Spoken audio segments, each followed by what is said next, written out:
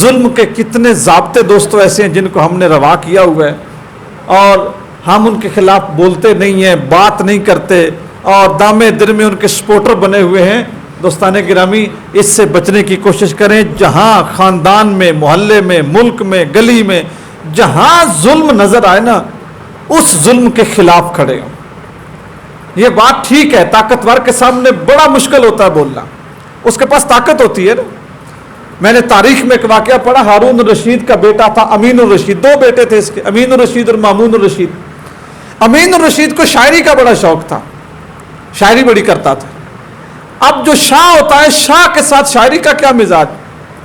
وہ ہمارے قومی ترانے کے خالق تھے نا، حفیظ جلندری صاحب، ان کو ایک پاکستان کے پریزیڈنٹ نے، جو خود ساختہ پریزیڈنٹ تھا اس وقت، اس نے ان کو کہا کہ تم نے شاہ نامہ اسلام لکھا ہے تو 2 باب میرے حق میں بھی لکھو، حفیظ جلندری صاحب کو۔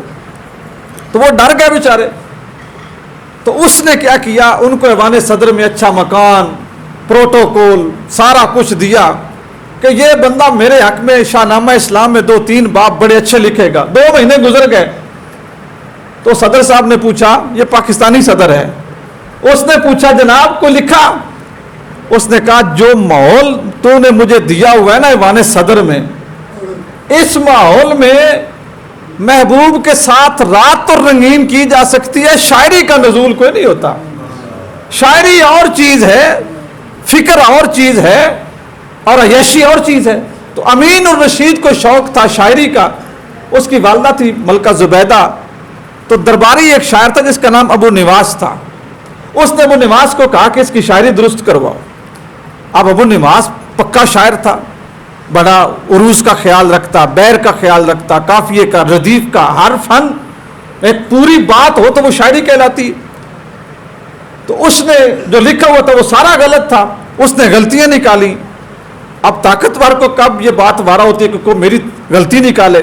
جب غلطی نکلی تو بات آگے لوگوں تک چلی گئی کہ شاہ سلامت کو شاعری کا شوق تو بڑا ہے لیکن لکھنا لفظ نہیں آتا، قابلیت کا ڈنڈورا تو بڑا پیٹتے ہیں لیکن ان کے پاس ہے کچھ نہیں۔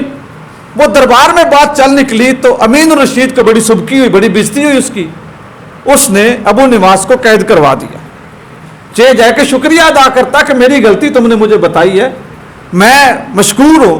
اس نے قید کروا دیا، 6 مہینے قید کاٹ کے ابو نواس جب واپس آیا نا تو پھر محفل جم گئی، لوگ بیٹھ گئے اور امین الرشید شعر پڑھنے لگا، ہارون رشید بھی سن رہا تھا، ملکہ زبیدہ بھی سن رہی تھی، تو جو بھی سنے وہ واہ واہ کرے، اشش کرے، درباری سارے مرید خطیب بیٹھے ہوئے تھے، مشیر سارے واہ واہ، وہ غلط پڑے پھر بھی واہ واہ، طاقتور جو تھا۔ ابو نواس نے پہلا مصرع سنا، دوسرا سنا، تیسرا سنا تو اٹھ کے چل پڑا، خود ہی اٹھا اور چل پڑا۔ اب سارے لوگوں نے اس کی طرف دیکھا کہ یہ کدھر جا رہا ہے، تو انہوں نے کہا کہ شیخ استاد آپ کہاں جا رہے ہیں؟ اس نے کہا میں قید خانے جا رہا ہوں۔ بھائی میں دسیا بھائی تو غلط ہے، تھی تو میرے پھاڑ کو ہوتے ہی دینا، میں پاو ہی لگا جانا۔ تو لوگ ڈر کے بھی بسا اوقات نہیں بولتے جی فلاں بندہ ہے جی وہ یہ کرتا ہے وہ کرتا ہے، لہذا اودا غلط بھی ٹھیک ہے۔ یہ چیز ظالم کو تقویت دیتی ہے، غلط کرنے والے کو تقویت دیتی ہے، وہ اور ڈھیٹ ہو جاتا ہے۔ تو اس لیے کچھ نہ کچھ اس معاملے میں حصہ ڈالتے رہیں، چاہے بات آپ کے خاندان کی ہو، محلے کی ہو، آپ کی بزنس کمیونٹی کی ہو، آپ کی جو مطلب فیملی ممبرز ہیں ان کی ہو، دوستوں کی ہو، جہاں پہ کوئی غلط کرے اس کو ٹوکتے رہیں گے تو ممکن ہے ایک دن نصیحت پکڑ جائے۔ نہیں ٹوکیں گے تو پھر کیا ہوگا، وہ اور تکڑا ہوتا جائے گا، وہ کہے گا میں چبل بھی مارتا ہوں تو لوگ شاباشی دیتے ہیں، لہذا یہی ٹھیک ہے۔